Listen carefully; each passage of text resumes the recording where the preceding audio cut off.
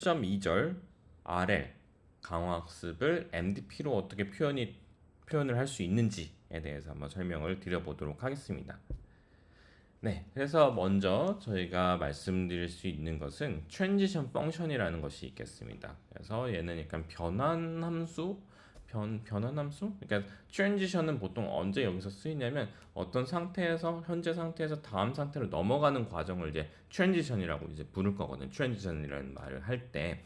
그래서 그 트랜지션에 관련된 함수에 대해서 먼저 설명을 드릴 텐데요. 이 트랜지션 함수는 제가 방금 말씀드린 대로 하나의 스테이트에서 다음 스테이트로 넘어가는 것을 뜻한다 라고 보시면 되고, 그러면 어떻게 변해지는지를 결정하는 것이 이 트랜지션 펑션의 역할이라고 보시면 될 것 같아요. 보통 어떻게 생겼냐면 현재 시점이 이제 t라고 하면은 이 t 플러스 1에서의 타임 스텝은 굉장히 많은 요소들에 의해서 이제 결정돼요. 일반적으로는. 그래서 보통은 이제 확률로 표현을 해요. 확률 개념으로 표현을 하고요. 그래서 최초의 상태와 최초의 액체가 취한 액션, 그 다음 타임 스텝 1에서 겪은 상태와 그 다음 그때 내가 취한 액션 쭉쭉쭉 나아가서 현재 타임 스텝 T에서 내가 바라본 상태와 그리고 내가 현재 취한 액션을 바탕으로 얘네가 뭘 했는지를 바탕으로 그 다음 타임 스텝 ST 플러스 1이 어떤 상태라고 하면은 그 타임 상태가 나올 확률, 이 확률에 따라서 요 다음 타임 스텝 이제 t 플러스 1에서의 타임 스텝 그 상태가 정해진다는 거죠. 그래서 약간 만약에 무조건 요 상태밖에 될 수 없다. 그러면 요 확률 개념 PR이 빠지겠죠. 근데 그렇지 않고 약간 뭔가 확률적으로 요 상태가 되고 확률적으로는 또 다른 상태가 될 수도 있고 또 다른 상태가 될 수 있고 약간 그런 상황이라면은 이렇게 보통은 확률 개념으로 표현을 해요. 트랜지션 펑션은. 네, 그래서 트랜지션 펑션을 이렇게 표현을 한다라고 보시면 될 것 같고요. 그래서 결국에는 요 환경을 다 표현하는 거라고 보시면 되겠죠. 요 트랜지션 펑션이, 그죠? 그래서 환경이라고 하면 그 RL에서의 환경이라고 하면 결국에는 트랜지션 펑션이라고 생각하셔도 될 것 같아요. 그죠? 그래서 말씀드린 대로 이 다음 스텝 t 플러스 1에서의 상태는 약간 확률적으로 생성되고 확률적으로 넘어가고, 그러니까 어떤 특정한 st 플러스 예를 들어서 현재 시점이 상태라고 하면은 st 플러스 1은 요 상태가 될 수도 있고 다음 스텝을 말하는 거예요. 다음 스텝에서 b가 될 수도 있고 c가 될 수도 있잖아요. 예를 들어서 요 a라고 치면은 얘를 t 플러스 2라고 하면 얘가 뭐 50%, B가 ST 플러스가 1 될 확률이 뭐 10%, 얘가 뭐 나머지 40%뭐 이런 된다고 했을 때, 그죠? 그래서 얘가 50%라는 거죠. 50%. 그래서 이런 식으로 확률적으로 넘어가는 거를 말해요. 그죠? 넘어가는 것을 뜻합니다. 그래서 확률적으로 되고요. 컨디션도 온. 그러니까 조건부 확률이죠. 조건부 확률식으로 표현이 되고, 왜 조건이냐? 지금까지 내가 했던 모든 히스토리를 바탕으로 얘가 되는 거니까. 예를 들어서 내가 잡초를 계속 배는 문제를 지금 풀고 있어. 그래서 잡초를 제일 효율적으로 또는 제일 최단식으로 빼는 방법은 뭔가 하면은 내가 첫 번째 뱉던 그 정도, 내가 두 번째 뱉던 정도, 세 번째 뱉던 정도, 얘네가 다 유용한 정보가 될 거 아니야. 왜냐면 얘네가 누적돼가지고 다음 스텝에서 내가 더 많이 쳐야 될지 아니면 더 적게 쳐야 될지. 뭐냐면 이제 칠 때 땅을 칠 수는 없잖아요. 그래서 이 치는 위치까지도 고려해야 되잖아요. 계속 치면서 이제 이렇게 줄어들 텐데 잡초가. 그래서 내가 처음에는 많이 치겠죠. 많이 치고 하면 근데 끝에 그라운드로 가면 갈수록 내가 세밀하게 길이를 잘 조절을 해가지고 쳐야 될 거 아니에요. 그래서 이 처음에 얼마나 쳤는지, 두 번째 얼마나 쳤는지, 약간 그런 정보들이, 그런 히스토리들이 중요할 수가 있겠죠. 그죠? 그래서 depending on entire 전체 히스토리에 따라서 전체 내가 어떤 행동을 지금까지 해왔는지를 조건으로 사용을 해가지고 다음 타임 스텝에서의 스테이트가 결정되는 느낌으로 생각하시면 될 것 같습니다. 모든 지금까지의 스테이트들과 액션들에 의해서 그렇게 결정된다는 거고 그렇다 보니까 어때요? 네, 제가 말씀드린 그 간단한 예 같은 경우는 뭐 100 타임 스텝 안에 끝날 수도 있겠죠. 근데 만약에 엄청나게 오랜 시간 해야지만 터미널이 나오는 약간 그런 문제 같은 경우에는 못 하죠. 그죠? 너무 길 때. 그죠? 인타이어 히스토리를 봐야 되는데 T가 뭐 예를 들어 거의 무한대급으로 엄청나게 길다? 그러면 뭐 굉장히 어려울 거예요. 그죠? 저 조건들을 저 0 타임스텝 최초 시간부터 T가 거의 무한대급으로 엄청나게 큰 그런 상황이 됐을 때 쟤는 언제 다 고려해가지고 프로바빌리티를 계산하겠습니까? 현실적으로 어렵죠. 굉장히 단순한 환경이 아니라면은 굉장히 어려운 문제를 내가 풀려고 하면은 저 환경이 넘어가 한 스테이트에서 다음 스테이트까지 넘어가는 그 다이나믹이 굉장히 어려울 텐데 그죠? 그걸 거기에다가 또 조건들을 전체 히스토리를 다 고려해야 된다. 그거는 거의 뭐 불가능에 가까운 정도가 될 수도 있어요. 그리고 또 그 조건들의 여러 가지 그런 상호 작용들을 다 고려를 해야 되니까 굉장히 어려워요. 이런 모델링은 굉장히 어렵다라는 것이 이 장에서 하고자 하는 말이고요. 그래서 저게 정석이긴 해요. 그러니까 저게 뭐냐면 저게 답이긴 해. 저게 최적이긴 하죠. 최적. 당연히 우리가 고려해야 되는 건 맞고. 하지만 너무 어렵다. 공학은 뭐예요? 공학은 인공지능도 결국에는 공학이라고 볼 수가 있는데 공학은 결국 효율적이어야 되고 우리가 뭔가를 그러니까 우리가 뭔가를 경제적으로 할 수 있어야 돼요. 그죠? 경제적으로 해야 될 수 있고 효율적이어야 되고요. 결국에는 공학은 기술을 이용해서 돈을 버는 거잖아요. 그죠? 그렇기 때문에 이렇게 뭐 저렇게 막 저게 정답이지만 저게 어떤 다음 상태를 표현하는 데 있어서 가장 정확한 표현 방법이지만 공학에서는 저걸 절대 사용할 수 없다. 그게 이학과 공학과의 차이죠. 이학은 정말 모든 거를 완벽하게 정확하게 표현하려고 하는 것에 약간 초점을 맞추는 것 같아요. 그게 이제 물리나 화학이나 물리과 뭐 화학과 그런 학과에서 주로 하는 엄청나게 어렵고 굉장히 존경할 만한 그런 일이죠. 하지만 이제 공학 개념으로 온다면 저거는 경제성 관점에서는 없죠. 쟤네를 계산하는데 소모되는 그 컴퓨팅 파워라든가 그런 것들을 계산하면 굉장히 낭비란 말이에요. 그래서 공학은 주로 근사를 많이 해요. 근사. 좀 약간 간단한 방법으로 최대한 정교한 방법으로 표현한 그 모델을 따라갈 수 없을까? 굉장히 효율적으로 저비용으로 고효율, 저비용 고효율. 공학에서 가장 좋아하는 그런 표현이죠. 그래서 우리는 MDP를 사용할 거예요. MDP. MDP는 어떤 수식적인 프레임워크고요. 모델링 방법이고요. 아까 말씀드린 대로 순차적으로 어떤 결정을 내릴 때 많이 사용되는 그런 어떤 결정 프로세스, 그러니까 디시전 프로세스, 결정 프로세스죠. 결정 과정이라고 보시면 되고요. 특히 어떤 결정 과정이면 마르코브 성질을 따라가는 결정 과정이에요. 마르코브 성질. 마르코브 성질이라고 함은 별게 아니고요. 어, 다음 스테이트 ST 플러스 1이죠. 다음 타임 스텝에서의 이 스테이트가 오직 현재 시점에서의 스테이트와 현재 시점에서의 액션에만 의존할 때 결국 뭐예요? 현재 시점에서의 ST와 현재 시점에서의 AT가 충분한 정보다. 뭐를 위해서? 다음 스텝에서의 스테이트를 결정짓는 데 있어서 충분한 그런 정보라는 것을 의미하는 것이 요 마르코프 성질입니다. 마르코프. 그러면 어떻게 돼요? 얘네 필요 없죠. 최초 시점에서 어떤 스테이트에서 어떤 액션을 취했든 또 타임 스텝 1에서 내가 어떤 스테이트였고 어떤 액션을 취했든 다 필요 없고 그죠?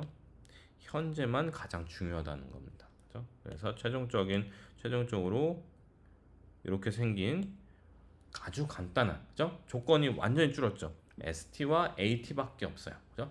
얘에서 뽑아낸 확률에 따라서 뽑아낸 그 상태가 다음 상태가 되는 거죠. 그죠? 그래서 굉장히 심플하죠. 거의 극단적으로 심플해졌어요. 그죠? 다 쳐내고 현재 시점의 스테이트하고 액션만 남았으니까. 근데 이게 너무 심플해가지고 또 우리가 너무 근사를 너무 간단하게 하게 되면 또 자연의 그 상태를 제대로 모방할 수 없는 거잖아요. 모델링이 제대로 안 될 수가 있잖아요.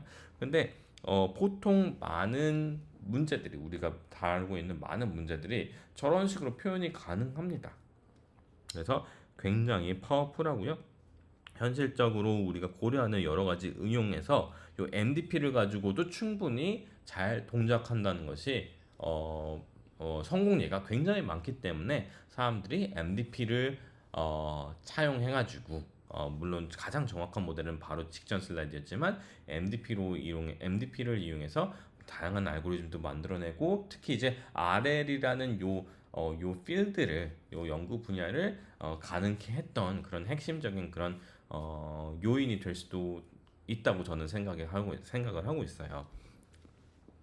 그리고 또 사실 그때도 사용돼요. 그러니까 직전 스테이트만 해당이 된다고 했잖아요. 그 다음 스테이트를 결정짓는데 영향을 준다고 했잖아요. 하지만 실제로 어쩔 수 없이 그 두 번째 타임 스텝 전 또는 세 번째 타임 스텝 전의 스테이트까지 고려를 해야지만 다음 스텝을 결정 지을 수 있는 그런 상태일 때, 그러니까 어떤 한정적인 연속된 과거의 스테이트들을 바탕으로 다음 스텝에서의 스테이트가 결정되는 그런 상황일 때도 여전히 우리가 MDP를 사용할 수 있어요. 약간 우리가 요거는 약간 트릭을 사용하는 건데, 예를 들어서 피보나치 시퀀스를 들게요. 피보나치 수열 아시죠?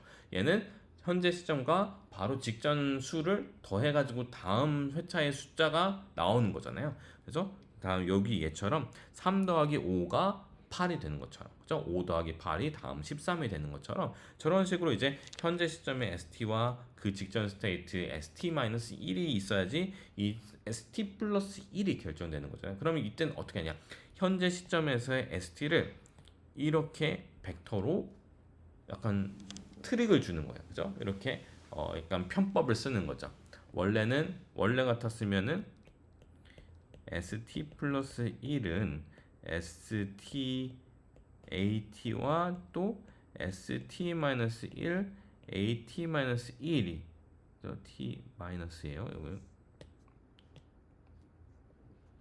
T-1 AT-1이 있었어야 되는 건데 얘를 합쳐가지고 이렇게 쓴 겁니다. 얘를 편법으로 ST 다시를 쓴 건데 ST 다시는 ST와 ST-1을 그냥 한꺼번에 벡터화를 시켜버린 겁니다. 그냥 묶어버린 거죠. 그래서 마치 MDP 같이, 그죠? 현재 시점에서의 액션인 것처럼 이렇게 편법을 쓰는 거죠. 이런 편법 진짜 많이 써요. 이런 편법 많이 써요. 그래서 이런 식으로도 여전히 이 MDP 꼴로 만들 수 있으니까, 그러니까 어쩔 수 없이 직전의 액션들이 영향을 미친다고 하면은 얘를 그냥 하나의 스테이트로 이렇게 묶어버리는 거죠. 마치 현재 시점의 스테이트인 것처럼, 또는 뭐 액션에서도 마찬가지로 사용할 수 있을 거고요. 그냥 그렇게 사용을 하는 거죠. 그죠? 그렇게 사용해서 최대한 MDP로 나타낼 수 있기 때문에 이 MDP가 굉장히 다양한 응용에서 여전히 통용이 된다라는 것을 알 수가 있다는 거죠. 그래서 다시 한번 1.1 마지막에서 define 했던 거를 다시 한번 설명하면은, 얘는 스테이트 공간이었죠. 얘는 액션 공간이었고요. 또는 집합이라고도 표현할 수 있죠. 여기서는 집합으로 다시 표현했는데, 그 다음에 트랜지션 펑션을 여기서 define을 하면은, 트랜지션 펑션, 그러니까 한 스테이트에서 다음 스테이트로 넘어가는 그때의 함수를 여기서는 우리는 함수로 확률로 표현한다. 그죠? 확률로서 표현할 수 있다. 그래서 이 확률이 결국에는 이 환경이라고도 칭할 수 있을 거예요. 환경을 말하는 모든 것, 확률이 이 환경에 대한 모든 것을 말한다고 해도 과언이 아닐 거라고 생각이 돼요. 그렇죠? 그래서 모델이라고 볼 수가 있어요. 저 확률식이 결국에는 이 환경에 대한 환경을 모델링하는 근간이 된다고 볼 수가 있겠습니다. 그래서 이 모델에 관련된 내용은 저희가 다음에 또 볼 거니까 일단 알고 계시면 되고요. 결국 저 확률식이 저 환경을 다 표현한다, 대표한다라고 볼 수 있고, 그래서 확률이 저 확률식이 저 환경을 모델링한다라고도 표현할 수 있을 것 같다라는 말씀을 드리는 거고요. 그리고 아까 그 보상함수 우리가 봤었죠? 보상함수, 환경에 대한 보상함수. 보상함수는 뭐다? 현재 시점에서의 스테이트와 현재 시점에서 그에 따라서 내가 취한 액션, 그 다음에 그로 인해서 발생하는 다음 시점에서의 스테이트를 바탕으로 보상이 계산이 돼서 RT가 생기는 거죠. T 타임 스텝 T 동안에 보상 이렇게 생긴다고 보시면 될 것 같다라고 말씀드렸었습니다. 그리고 보통 이제 RL 같은 경우 RL을 돌 때 보통 어떤 가정을 하냐면 이 확률이라든가 저 보상 함수 그죠? 보상 함수는 모르고 있다라고 가정하는 경우가 많아요. 그래서 그렇겠죠. 사실 이 트랜지션 펑션을 알면 저 확률을 완벽하게 알면은 사실 뭔가 배울 필요는 딱히 없다는 생각이 들어요. 저 확률에 의해서 가장 좋은 스테이트로 가는 그 뭐 물론 그 확률에 의해서 뭐 하면 되겠지만 확률에 의해서 하면은 사실 그렇게 막 엄청나게 배울 거리는 없거든요, 사실은. 저 확률을 잘 찾아가가지고 확률을 잘 이렇게 해가지고 좋은 쪽으로 내가 최종적으로 원하는 스테이트로 갈 수 있게끔 하는 건 굉장히 좀 쉬운 그런 방법이라고 생각이 드는데 하지만 보통의 경우는 저런 완벽한 확률을 알기는 어려워요. 알기는 어렵습니다. 그래서 뭐 미로 찾기 처음 딱 미로를 빡 봤어요. 여기서 당장 저 스테이트를 다 여러분들이 결정질 수 있을 것 같으신가요? 어때요? 아니면 또는 아까 그 막 게임들 있었잖아요. 아타리 게임들. 그런 데서 내가 이렇게 움직이면은 이 포즈 다음 포즈는 이렇게 될 거다. 이런 거를 처음에 딱 내가 이 게임을 딱 시작했을 때 그걸 바로 알기는 사실 어렵잖아요. 아마 여러 번 해도 스테이트가 너무 무궁무진 특히 스테이트가 거의 무한히 많은 그런 스테이트가 있다고 하면은 매 스테이트 매 액션 요 쌍마다 저 확률식 저 세 번째 꼭지에서 보이는 저 확률식을 모든 스테이트와 모든 가능한 AT에 대해서 결정짓는 거는 굉장히 어려울 수 있어요. 시간이 부족할 수도 거의 뭐 엄청나게 많은 시간이 우리 사람이 할 수 없는 사람이 실행할 수 없는 또 제가 가지고 있는 컴퓨터가 할 수 없는 여러 번의 시행착오가 필요할 수도 있고요. 저런 시행착오가 필요할 수도 있으니까 모델을 하는 건 사실 현실적이지 않은 경우가 많거든요. 그러니까 저 트랜지션 함수를 이 확률 함수를 완벽하게 만드는 것은 현실적으로 쉽지 않은 경우도 있다. 그리고 저 리어드 함수도 완벽하게 그렇게 디자인하는 게 어려운 경우도 있을 수가 있어요. 매 스테이트 매 AT마다 저거를 또 어느 정도의 보상을 줘야 되는지를 결정짓는 것도 사실 그렇게 어렵게 쉬운 작업이 아닐 수도 있거든요. 그래서 보통은 에이전트가 얘들을 모르고 이 모델링을 모르고 또는 리워드를 모르는 상태에서 결국에는 갖고 있는 건 뭐예요? 상태, 액션, 내가 받은 리워드, 이제 최종적인 리워드. 이 리워드 펑션이 아닌 최종적인 이 리워드를 말하는 거예요. 그죠? 리워드, 그죠? 리워드 펑션, 요게 아닌 저 리워드 최종적인 결과물인 거죠. 그래서 우리가 뭐다 얘네를 모르는 경우, PR이라든가, 그러니까 상태가 어떻게 변하는지에 관련된 그 다이나믹 또는 요 보상이 어떻게 계산되는지에 관련된 또 그런 구체적인 그런 방법 얘들을 모르는 상태에서 에이전트를 가정하는 것이 모르는 에이전트를 가정하는 것이 일반적이다. 그래서 이런 상태에서 얘가 가지고 있는 정보는 결국 저 ST, AT, RT밖에 없는데 얘네를 바탕으로 어떻게 에이전트를 잘 꾸려갈지 잘 학습시켜 나갈지가 결국은 RL에서의 핵심적인 그런 학습 방법이 된다고 보시면 될 것 같습니다. 자, 그러면 RT를 가지고 우리가 결국엔 뭐냐면 이 누적된다 그랬죠. 이 보상이 계속 누적이 돼가지고 최종적으로 얻어내는 그 어떤 터미널 스테이트가 이제 T 대문자 T 그 기간 동안 0 타임 스텝부터 저 T 타임 스텝 동안에 이 누적된 이 보상 개념을 결국에는 최대화하는 게 가장 최대화하는 게 우리의 궁극적인 대표적인 일반적인 RLS의 목표 다른 게 될 수도 있어요. 근데 일반적인 목적이라고 했는데 거기에서 이 누적된 보상을 칭하는 단어가 있어요. 바로 반환값 또는 리턴입니다. 리턴이라고 저는 이제 리턴이라고 많이 부를게요. 그래서 대문자 R로 여기서 표현하고 있고요. 그래서 트래젝토리는 뭐였죠? 트래젝토리는 타임 스텝 최초 타임 스텝부터 터미널 타임 스텝까지의 모든 ST, AT, RT의 그 튜플들의 모음 집합이었죠. 그래서 이 흐름에 따라서 스테이트의 흐름, AT의 흐름, 그리고 또 RT의 흐름에 따라서 이제 보상들이 좀 달라질 거 아니에요. 어떤 요 경로로 갔는지, 요 경로로 갔는지, 요 경로로 갔는지. 움직임 예를 들어서 로봇이 이렇게 움직이는 요 경로로 갔을 때 여기서 끝났다. 요 경로로 갔을 때 여기에 끝났다. 여기에서 트레젝토리 다를 거고 여기에서 트레젝토리 다를 거고 또 이렇게 움직였을 때 트레젝토리 또 다르잖아요. 움직임이 다르잖아요. 이때 또 R들도 다를 거고, 그죠? R들도 다를 거고, 얘 R들도 다를 거고, 얘 R들도 요 보상들의 집합들도 다르겠죠. 그래서 트레젝토리에 대해서 변하는 기반이 되는 그런 함수로 표현을 하고 있고요. 여기 보시면은 이 얘가 곱해져 있어요. 근데 얘가 단순히 곱해져 있는 거 아니고 얘가 계속 곱해져요. 곱해지는 그 개수가 늘어요. 그래서 처음에는 안 곱해지다가 감마의 0승인 거죠. 어떻게 보면 감마의 0승, 감마의 1승, 감마의 2승, 감마의 t승까지. 그죠? 그래서 얘는 0부터 1 사이에 있는 디스카운트 요소, 디스카운트 팩터라고 불러요. 왜 0부터 그래서 0부터 1 사이에 있는 값은 자기 스스로 곱해짐 제곱을 거듭 그 제곱을 하게 되면 어떻게 돼요? 0에 가까워지죠. 그죠? 0.5에 0.5에 0.5에 0.5에 0.5에 0.5 이렇게 하면은 결국 0에 수렴을 하잖아요. 그래서 점점 줄어들어요.